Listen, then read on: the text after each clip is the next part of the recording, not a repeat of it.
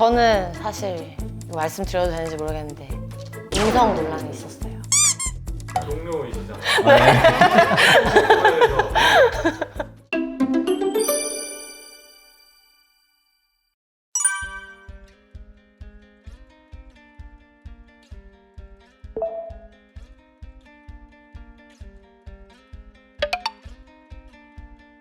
정부 출연 연구기관은 정부에서 이제 일정 연구비를 출연해줘서 이제 연구를 하는 기관으로 말씀드릴 수 있고요. 사실 저희는 공무원은 아니고요. 근로자라고 보시는 게 맞을 것 같습니다. 국가과학기술연구회 산하 25개 연구기관들이 이제 각자 임무에 맞게 그 연구를 수행하고 있는 연구기관이고요. 저희는 공무원이라기보다는 공직자라고 많이 이야기를 하더라고요. 네, 저도 비슷하게 국가에서 미래에 중요하다고 생각되는 여러 연구 분야들을 정하고 이거를 여러 국가 연구기관의 미션으로서 주어지게 되는데 그런 미션을 해결하기 위해서 연구를 수행하는 기관으로 알고 있습니다. 제가 알기로는 공무원은 아니고요. 연구하는 예산을 정부에서 많이 지원해주는 기관으로 알고 있습니다. 맞죠? 네. 너무 설명을 잘해주셔가지고. 네.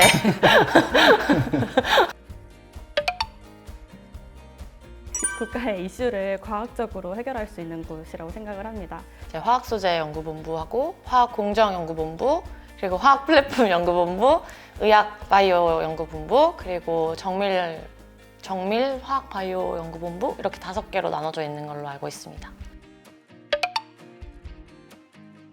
그렇지는 않습니다.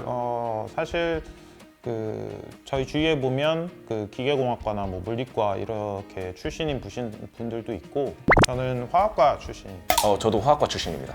언행일치가 좀 안 된다고 생각하시지 않나요? 아닙니다. 요즘은 과마다도 워낙 다양하게 일을 많이 하니까 다른 과여도 하는 일이 화학 관련이라면 전혀 상관이 없는 것 같습니다. 네, 저도 에너지공학 출신입니다. 근데 사실 저는 화학공학과죠. 예, 실제로는 이제 물리 전공이신 박사님들도 계시고요. 저 같은 경우 이제 생명공학과 출신인데 실제 뭐 면역학 이런 쪽으로 지금 코로나 이제 이런 바이러스 치료제 개발도 실제로 화학연구원에서 하고 있습니다. 저 같은 경우에는 학부 때 나노소재공학과를 나왔는데 화학과 관련된 분야에 대한 기초 지식이 있거나 관심이 있으면 누구든 지원할 수 있을 것 같습니다. 저희 센터만 봐도 꼭 화학 또는 화학공학과가 아니더라도 미생물학과라든지 생물학 전공을 하신 분들도 많이 계시기 때문에 박사과정 포닥을 하신 분들이 굉장히 좀 많이 계신 건 사실인데요.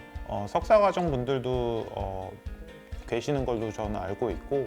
예, 제가 그 석사 연구원입니다. 예, 저 같은 경우는 이제 석사까지 이제 화학과에서 학위를 마치고 이제 화학연구원에 입사한 케이스고요. 아무래도 주변에 이제 연구를 하시는 분들이기 때문에 그 본인 필드의 전문성을 가지신 이제 박사분들이나 그리고 그 이후에 포닥까지 이제 더 이제 열심히 공부를 하고 오신 분들이 이제 많이 계신데 이제 주변에 이제 저와 같은 이제 석사까지 이제 학위를 마치고 입사하신 분들도 꽤 있습니다. 제 생각에는 저희가 석사 이상으로 공고를 올리는 걸로 알고 있어서 근데 제가 알기로는 저희 연구원에 이제 인턴 연구생도 있고 학연 연구생도 있고 하는 걸 보면은 이제 석사나 박사 아니어도 저희랑 같이 일할 수 있는 기회는 있는 것 같습니다. 저 같은 경우에는 오히려 회사 경험이 있는데요. 연구원 같은 경우는 학교랑 또 회사의 어떤 중간 위치에 있는 곳이기 때문에 어쩌면 이런 기업체 경험이 조금 더 도움이 되실 수 있다고 생각을 합니다. 학점은 저는 노코멘트 하겠습니다. 학점이라는 게 중요한 건 아닌 것 같다고 저는 생각을 합니다. 저도 동의하는 바이고요. 사실 제가 그렇게 학점이 좋지 않아서. 네. 하나, 둘, 셋 하면 본인의 학점을 이렇게까지 몇 점대라고 얘기하시면 됩니다. 자, 네. 하나, 둘, 셋. 다 들으셨죠? 제한은 없습니다. 근데 높으면 좋겠죠. 하나, 둘, 셋 하면 본인 학점 앞자리만 하나, 둘, 셋. 3! 그 화학 전공을 살려서 취직하는 것과 그 화학자가 되는 것 사이에는 간극이 있다고 생각을 하는데요. 화학 전공을 살려서 취직을 할 때는 뭐 여러 가지 자격증들이 있죠. 학원기사 자격증이나 안전기사 자격증이나 이러한 것들이 본인의 전공을 살려서 취직을 하는 데는 매우 큰 메리트가 되겠지만 화학자로서 본인이 연구자로서 이제 취직을 한다. 그러니까 이제 연구소에서 혹은 학회에서 본인이 일을 하고 싶다라고 한다면은 특별히 공인된 그런 자격증은 없다고 생각을 합니다. 두 분 자격증 있나요? 저는 없습니다. 면허증 있습니다. 저는 자격증이 하나도 없습니다. 저도 없습니다. 네, 이렇게만 말하면 될 것 같아요. 사실 학위가 이제 자격증이라고 생각하면 좀 이해하기가 편한데요. 그래서 석사 학위를 하고 박사 학위를 받으면 이제 어느 정도 연구를 스스로 수행하면서 주도적으로 끌고 나갈 수 있다라는 증명을 한 셈이기 때문에 저도 약간 이제 여기에 보태서 얘기하면 이제 박사 학위자들이 이제 어떻게 보면 자기 평가받기 위해서는 논문, 특허 이런 부분들이 있을 수가 있기 때문에 어쩌면 논문이 가장 중요하지 않을까 그런 생각을 하고 있습니다.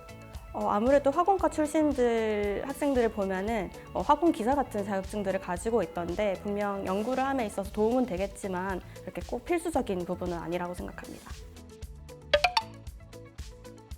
자신이 이제 연구했던 분야가 이제 자신이 지원하는 분야하고 얼마나 맞는지, 그리고 그 연구 분야에 가서 어떤 일을 할 수 있는지 이런 내용들을 체계적으로 이제 적어주시면 굉장히 좋은 자소서가 될 거라고 생각합니다. 내가 했던 일이 아무리 작아도 연구와 관련된 일이 뭔지 두세 줄을 강하게 쓰시는 게 중요할 것 같다고 저는 생각합니다. 제가 언행이 진짜 잘 안 됐어요. 저 그렇게 해야 될 것 같다 생각만 하고 있습니다. 네, 저는 채용 공고를 보시면은 그 원하는 분야나 그 원하는 사람에 대한 내용이 좀 있을 거예요. 그 부분에 대해서만 좀 자세하게 썼던 것 같거든요, 저는. 뭐 다른 분들이 많이 쓰시는 거는 대충 썼고, 사실 이제 채용 공고에 꼭 필요한 분야 그쪽을 좀 중점적으로 전 썼습니다. 대충 써도 이 정도면. 이거 좀 편집해주세요. 아무래도 연구직이다 보니까 이제 본인이 연구를 수행했던 경험들 그리고 연구가 잘 풀리지 않았을 때 어떠한 과정을 통해서 그러한 것들을 극복하고 그 연구를 성공적으로 수행을 했는지 이러한 점들이 들어가면 제가 이제 연구원에 들어왔을 때 어떤 연구를 할 수 있다라는 위주로 작성해 주시면은 더 도움이 될 것 같습니다. 저 잠시 실례 좀 하겠습니다. 안녕하십니까. 네, 안녕하세요. 두 분 말씀을 듣자 보니까 제가 조금 더 뭐 부연 설명을 해드리면 더 좋을 것 같아가지고 잠깐 들어오게 되었습니다. 저는 인재개발실에서 근무하고 있는 김성원이라고 합니다. 반갑습니다. 채용 절차는 저희 정규직 기준으로 말씀을 드리자면 크게 연구와 연구 전략 분야 그리고 경영 행정 분야로 설명을 드리도록 하겠습니다. 연구 및 연구 전략 분야는 1차 서류 전형, 2차 세미나 면접, 3차 종합 면접 순으로 진행을 하게 되고요. 경영 행정 분야는 1차 서류 전형, 2차 필기 전형, 3차 종합 면접 순으로 진행을 하게 되었습니다. 이거는 공고가 나갈 때 좀 변경이 될 수도 있으니까요. 꼭 지원을 하실 때 공고를 꼭 봐주셨으면 좋겠습니다. 저희 3번 해서 들어오지 않았나요? 저 3번 봤네요. 저 2번 본 거. 네, 전공 면접 보고 인성 면접 보고 마지막으로 저희는 연구 직무다 보니까 세미나 면접을 한 번 봤거든요. 네, 그래서 강당에서 이제 세미나를 하는 면접까지 봤습니다. 3번 했네요. 네. 저는 면접 볼 때 준비를 해간다고 해갔는데 저보고 본인의 정말 강점이 뭐냐고 한번 딱 물어보셨는데 그거를 1초 동안 대답 못했던 게 아직도 간담이 서늘합니다. 저는 사실 이거 말씀드려도 되는지 모르겠는데 인성 논란이 있었어요.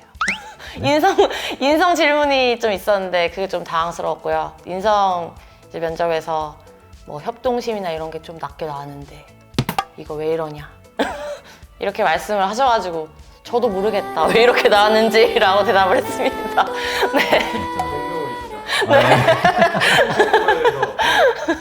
저랑은 협동을 밥을 먹으면 잘 하고 있어서 문제가 없다고 생각하고 있어요. 저도 이제 들었던 질문 중에 이제 가장 이제 그 무서웠다는 질문은 사실 제가 석사를 2002년도에 졸업을 했는데 벌써 10몇 년이 지난 그 연구에 대해서 물어봤을 때 거기에 대한 내용은 안 실었는데 거기에 대한 질문을 하셔서 너무 당황스러웠는데요. 다른 동기 박사님이 받으신 질문이었는데 그 면접관께서 본인이 되고 싶은 어떤 인물을 굳이 드라마나 영화의 등장인물로 비교한다면 누가 되고 싶었냐라는 질문을 받으셨다고 하더라고요.